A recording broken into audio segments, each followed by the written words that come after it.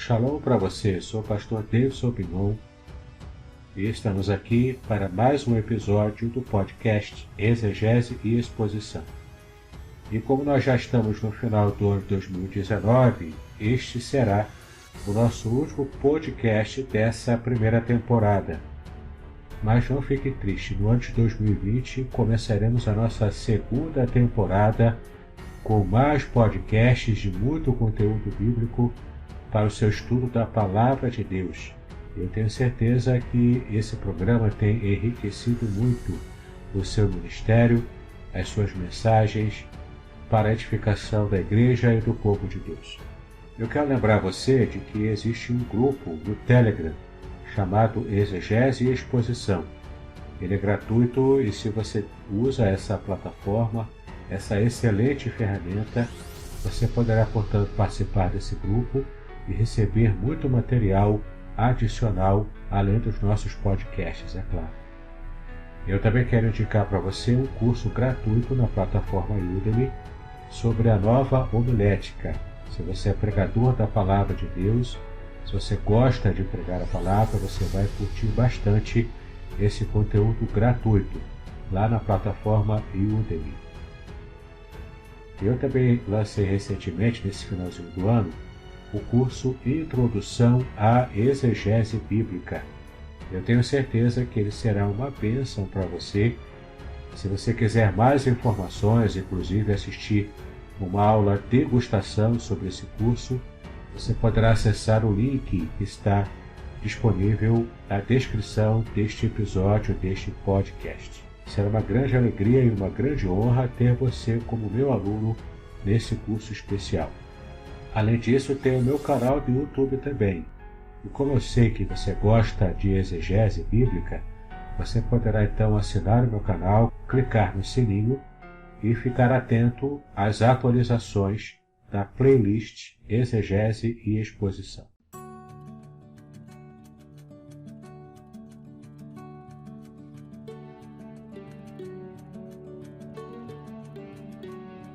Vamos então, neste podcast, falar de uma passagem bíblica muito conhecida, mas muitas vezes pouco compreendida.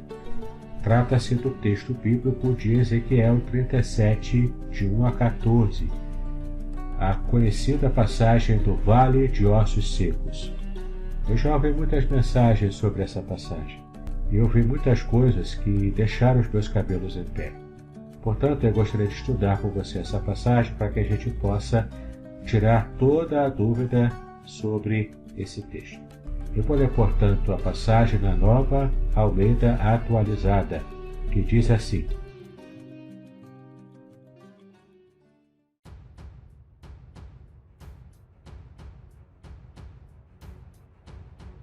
Veio sobre mim a mão do Senhor, e ele me levou pelo Espírito do Senhor e me deixou no meio de um vale que estava cheio de ossos.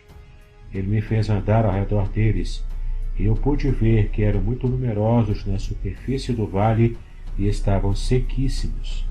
Então me perguntou: Filho do homem, será que estes ossos podem reviver? Respondi: Senhor Deus, tu o sabes. Então ele me disse: Profetize sobre estes ossos e diga-lhes: Ossos secos, ouçam a palavra do Senhor. Assim diz o Senhor Deus a estes ossos: Eis que farei entrar em vocês o Espírito e vocês viverão. Porei tendões sobre vocês, farei crescer carne sobre vocês e os cobrirei de pele. Porei em vocês o Espírito e vocês viverão. Então vocês saberão que eu sou o Senhor. Então profetizei como me havia sido ordenado. Enquanto eu profetizava, houve um ruído, um barulho de ossos que batiam contra ossos e se ajuntavam, cada osso ao seu osso. Olhei, e eis que apareceram tendões sobre os ossos, cresceram as carnes e eles se cobriram de pele, mas não havia neles o Espírito. Então ele me disse: Profetize ao Espírito, profetize, filho do homem, e diga ao Espírito: Assim diz o Senhor Deus: Venha dos quatro ventos, ó Espírito, e sopre sobre estes mortos, para que vivam. Profetizei como ele me havia ordenado. O Espírito entrou neles, e eles viveram e se puseram em pé. Formavam um exército, um enorme exército. Então ele me disse: Filho do homem, esses ossos são toda a casa de Israel. Eis que dizem: os nossos ossos estão secos, perdemos a nossa esperança, fomos exterminados. Portanto, profetize e diga-lhes: assim diz o Senhor Deus: eis que abrirei as sepulturas de vocês e os farei sair delas, ó povo meu, e os levarei de volta à terra de Israel. Vocês saberão que eu sou o Senhor, quando eu abrir as sepulturas de vocês e os fizer sair delas, ó povo meu. Porei em vocês o meu espírito, e vocês viverão. Eu os estabelecerei na sua própria terra, e vocês saberão que eu sou o Senhor. Eu falei, e eu o cumprirei, diz o Senhor.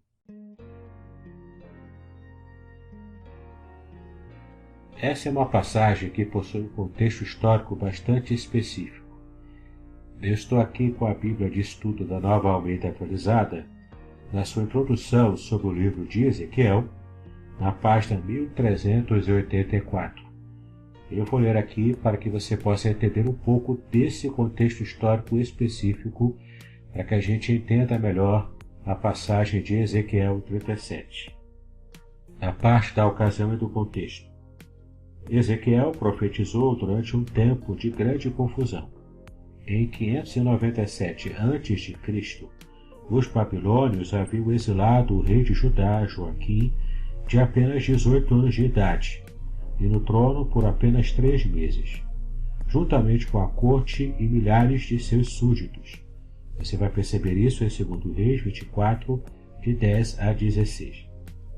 Ezequiel fazia parte desse grupo e é provável que tivesse mais ou menos 25 anos de idade na época. A situação política era complexa. Um rei da Judéia estava entre os exilados, era Joaquim. Mas os babilônios colocaram um rei fantoche no trono em Jerusalém, o tio de Joaquim, Sedequias. O padrão na história do Reino do Norte, exilado de Israel, e agora novamente para o Reino do Sul de Judá, era que os profetas surgiram em tempos de crise para levar a mensagem de Deus ao seu povo. O tempo do exílio de Judá foi, portanto, um período de intensa atividade profética. Jeremias foi um antigo contemporâneo de Ezequiel, e como este era de família sacerdotal. Ezequiel conhece claramente a mensagem de Jeremias e desenvolve alguns dos temas do profeta mais velho. No entanto, não se sabe se eles se conheceram, e parece que Jeremias não sabia de Ezequiel, cujo ministério não começou até 5 anos depois do exílio de Ezequiel. Embora os companheiros de exílio de Ezequiel fossem seu público principal, parece provável que suas profecias teriam sido comunicadas a seus compatriotas que ficaram em Judá. Ezequiel provavelmente passou o resto dos seus dias no exílio. Sua visão do segundo templo, na qual foi escrita uma nova constituição para o Israel ideal e restaurado, estava de acordo com a previsão de Jeremias de um longo exílio. Você perceberá isso em Jeremias 25, de 8 a 14. Se Ezequiel tinha 30 anos quando seu ministério começou, essa visão veio quando ele tinha cerca de 50. Bom, então esse é o contexto histórico do livro de Ezequiel, e você pode perceber com bastante clareza o quanto conhecer esse contexto histórico traz luz e informação para nós sobre alguns aspectos importantes do que ele fala no capítulo 37. Mas além do contexto histórico, essa passagem do Vale de Ossos Secos também tem um contexto literário, que está no capítulo 36, do versículo 31 ao versículo 38, que você poderá ler com calma, demonstrando pela primeira vez em todo o livro uma mensagem de esperança. Isso porque era característica da literatura profética dos tempos antigos que os livros proféticos primeiro falassem do pecado do povo, falassem também da condenação de Deus contra o povo pecador, incluindo Israel, Judá e outras nações também. E depois dessa palavra de condenação, o profeta traria uma mensagem de restauração, de confiança, uma palavra de esperança renovada para o povo que estava sofrendo.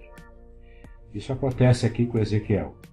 Então, até o capítulo 36, na primeira parte, o profeta só falou de condenação, falou dos ais, falou de tudo aquilo que o povo estava recebendo como castigo pelo seu pecado de idolatria contra Jeová, contra Yahvé. Mas agora nós vemos o profeta dando uma virada a partir do capítulo 36, na última parte, quando ele começa a falar da esperança. A esperança de que Deus estaria restaurando a sorte do seu povo. Povo rebelde, sim, povo complicado, sim, mas um povo que estaria realmente recebendo a libertação do cativeiro babilônico em que Deus o havia colocado. Percebendo agora uma análise detalhada, versículo a versículo, você poderá perceber o quanto Deus estava interessado em trazer para a nação uma palavra de restauração. Já no versículo 1 do capítulo 37, nós percebemos aqui como Deus agiu na vida do profeta Ezequiel. Você percebe aqui no primeiro versículo, portanto: veio sobre mim a mão do Senhor. Essa expressão mão do Senhor era usada como metáfora para poder nas Escrituras. Inclusive, a expressão mão do Senhor sobre o profeta Ezequiel traz a ideia de uma força irresistível com que Ezequiel foi tomado por Deus. E você poderá conferir essa ideia em Ezequiel capítulo 3, versículo 14, capítulo 8, versículo 3, capítulo 11, versículo 1, e também no versículo 24, e capítulo 43, versículo 5. Ainda no versículo 1, nós vemos aqui que a mão do Senhor então veio sobre Ezequiel, e ele, que no caso aqui é Deus, me levou pelo Espírito do Senhor e me deixou no meio de um vale que estava cheio de ossos. Então você percebe aqui a imagem do vale de ossos secos.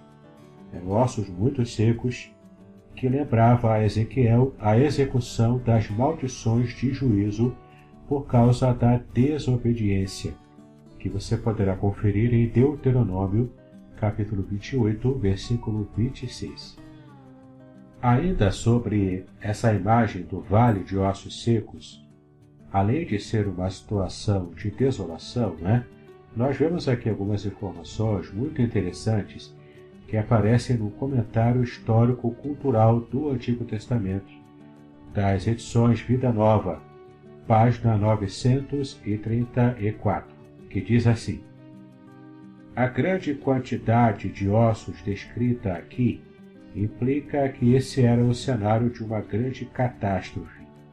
A descrição de um grande número de cadáveres que haviam sido privados de um enterro digno remete a muitas cenas de batalha encontradas nos primeiros períodos da história mesopotâmica e egípcia. Além disso, os anais assírios descrevem a destruição de seus inimigos de forma semelhante. Uma maldição típica do Antigo Oriente Próximo era que o cadáver da vítima amaldiçoada ficasse exposto às intempéries e aos elementos da natureza. Veja só que coisa bizarra, Agora no versículo 2 dessa passagem nós lemos: ele me fez andar ao redor deles, e eu pude ver que eram muito numerosos na superfície do vale e estavam sequíssimos. Aqui nós temos uma informação interessante, lançada pela Bíblia Peshitta, em português, lançada recentemente pela PV Books, aqui no Brasil. A Bíblia Peshitta, portanto, traduziu essa primeira parte do versículo 2 da seguinte forma: e me fez passar por cima deles ao seu redor. Sim, veja que interessante. O texto que nós lemos aqui na Nova Almeida Atualizada diz que o profeta andou ao redor dos ossos. mas na Peshitta diz que ele andou por cima dos ossos. Isso porque a Bíblia Peshitta é uma tradução em português do original em aramaico. Só que a Bíblia aramaica, a Peshitta, ela é uma tradução do original em hebraico. E ela, portanto, faz uma referência aqui a essa condição de um sacerdote não poder tocar em ossos ou mesmo em cadáveres. Isso significa que o sacerdote ficaria impuro caso fizesse isso. Ezequiel também era sacerdote e, portanto, teria cometido pecado contra a pureza levítica caso tivesse tocado literalmente nesses ossos secos, ainda que em uma visão. Então a gente percebe aqui essa preocupação da Bíblia Peshitta em dizer de que o profeta estava basicamente sobrevoando esse vale de ossos secos a uma distância segura, sem que estivesse tocando neles. Mas mesmo que você não considere essa versão Peshitta, mas apenas percebendo as versões naturais em língua portuguesa, que são baseadas no original em hebraico, o fato do profeta estar andando entre os ossos secos não quer dizer que ele tocou nesses ossos. Então, de qualquer forma, não há nenhum tipo de problema com respeito ao modo como podemos interpretar essa passagem. O outro detalhe importante é que a imagem dos ossos secos era uma metáfora para os espíritos abatidos em outras passagens da Bíblia. Por exemplo, você pode observar isso em Provérbios, capítulo 15, versículo 30, e também no capítulo 17, versículo 22.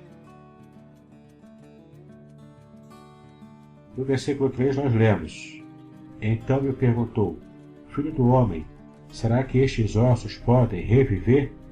Respondi, Senhor Deus, tu o sabes.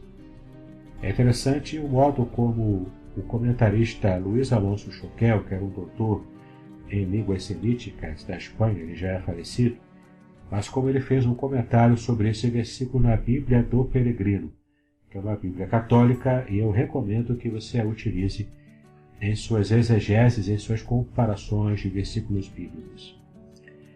Ele comentou o seguinte: a pergunta do Senhor é um desafio. O profeta se refugia na ignorância confessa.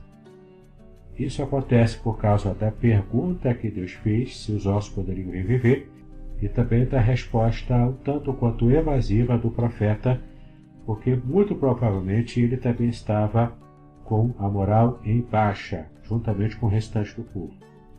Você poderá perceber isso porque Ezequiel estava cativo junto com o povo. Ele não era um profeta que estava distante do problema e profetizando. Ele estava junto, no meio do povo, sofrendo junto, ainda que não tivesse praticado o pecado da idolatria que levou a nação para essa situação de cativeiro. E você pode perceber isso em Ezequiel, capítulo 1, versículos 1 e 3. Portanto, Ezequiel sofreu e estava tão desanimado quanto o restante, como você pode ver aqui no versículo 11, que diz: toda a casa de Israel estava naquela situação de desolação, inclusive o profeta que estava junto com o povo. No versículo 4 nós temos: então ele me disse, profetize para estes ossos e diga-lhes, ossos secos, ouçam a palavra do Senhor. Na Bíblia do Peregrino também temos um comentário interessante sobre esse versículo 4. É incomum que os ossos escutem a palavra de Deus. Não a escutaram os vivos. Sim, é muito interessante porque Deus manda literalmente que o profeta ordene aos ossos que escutem a palavra de Deus. Mas aqueles que estavam vivos, por não haverem escutado, estavam naquela situação desoladora de cativeiro. Então a gente percebe aqui o quanto Deus está usando essa linguagem poética dentro da profecia, naquela visão que ele havia dado a Ezequiel. Nos versículos 5 a 8, nós temos aqui a palavra ruar em hebraico, que é traduzida como espírito. Mas, para que você não tenha dúvidas, aqui, esse espírito aqui refere-se ao espírito humano. Não é ao espírito de Deus, mas ao espírito humano. E, portanto, os versículos 5 a 8, nós temos Ruar aqui representando o espírito humano, o fôlego de vida. Já no versículo 9, onde nós lemos: Então ele me disse, profetize ao espírito, profetize, filho do homem, e diga ao espírito, assim diz o Senhor Deus, venha dos quatro ventos, ó espírito, e sopre sobre estes mortos para que vivam.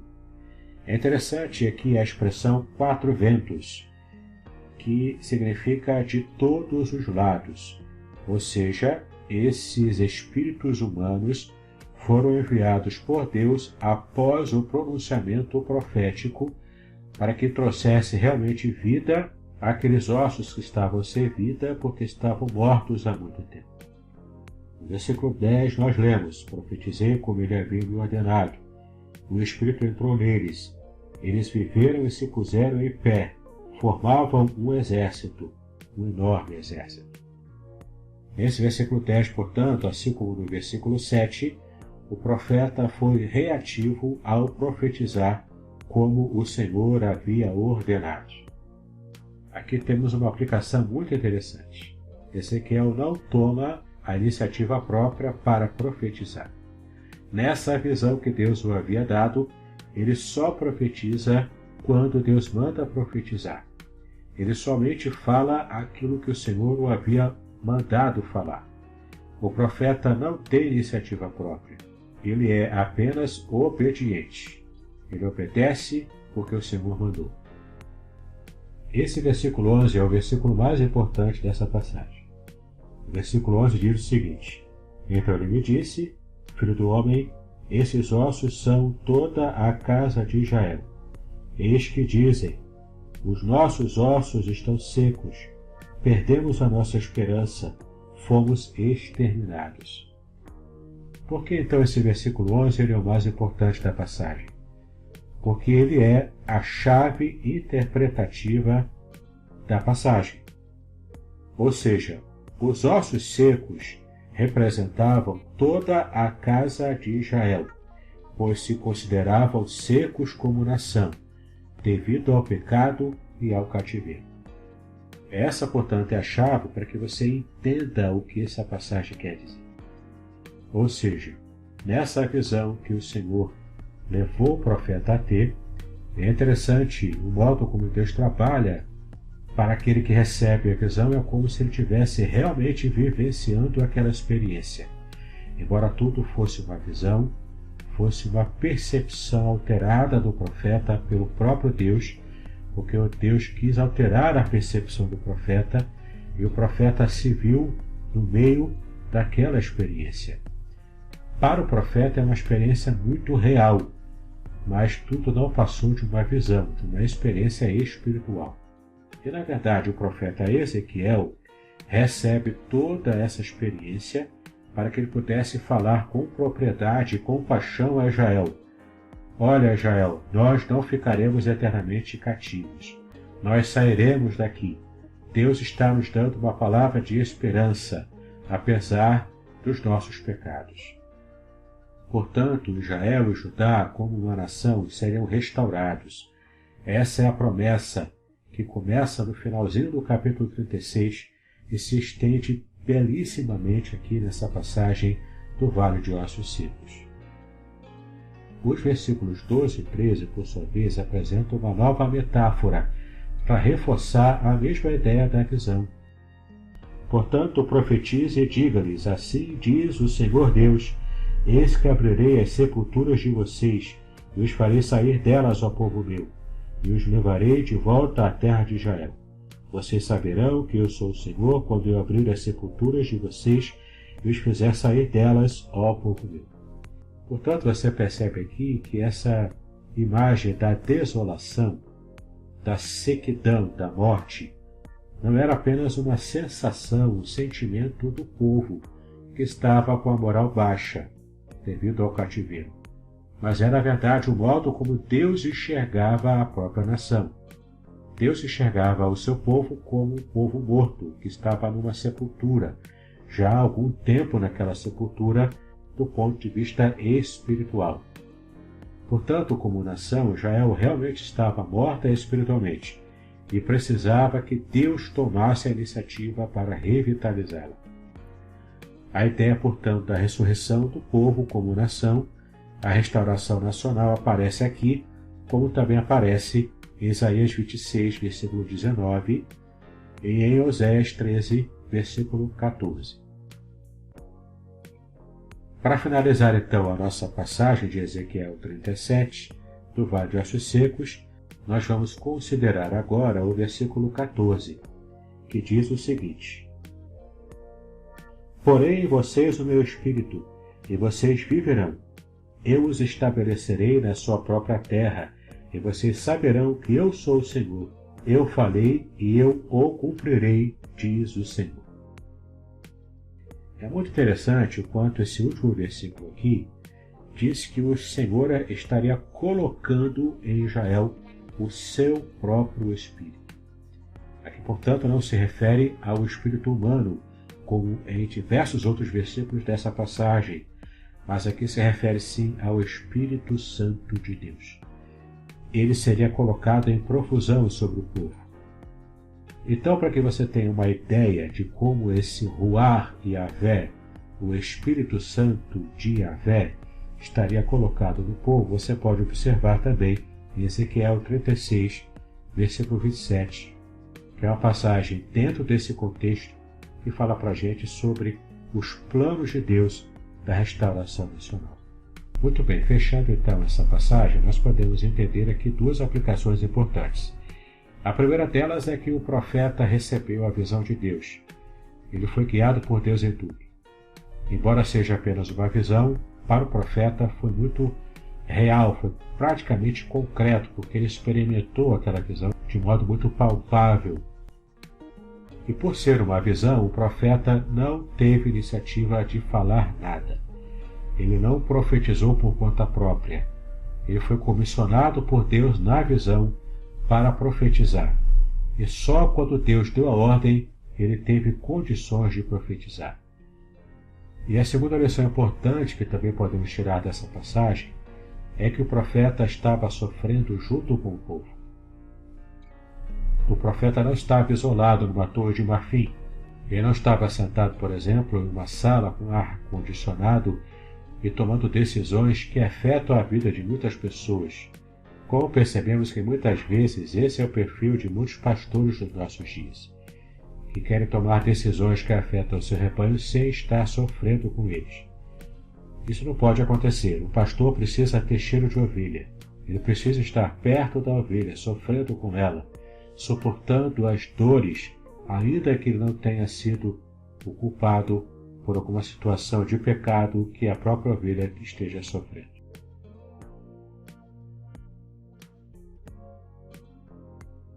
Muito bem, chegamos então ao final do nosso último episódio de 2019, essa primeira temporada do nosso podcast Exegese e Exposição. Espero que você tenha aproveitado bastante o nosso conteúdo ao longo desse ano e fique ligado, porque em 2020 recomeçaremos os nossos trabalhos, as nossas análises exegéticas com a nossa segunda temporada. Eu quero lembrar você de algumas coisas importantes. A primeira delas é o nosso grupo do Telegram Exegese e Exposição. Faça parte dele. Tenho certeza que você vai gostar, já que você curte estudar exegese bíblica. Uma outra novidade também é o nosso curso Introdução à Exegese Bíblica. Conheça o nosso curso, veja a nossa aula degustação. Tenho certeza que isso vai trazer muitas bênçãos para o seu ministério também. Muito bem, nesse final de ano, então, eu quero desejar a você um Feliz Natal e um ano de 2020 cheio das bênçãos de Deus. Que Deus abençoe os nossos estudos, em nome do Senhor Jesus Cristo. Paz e bênçãos a todos nós.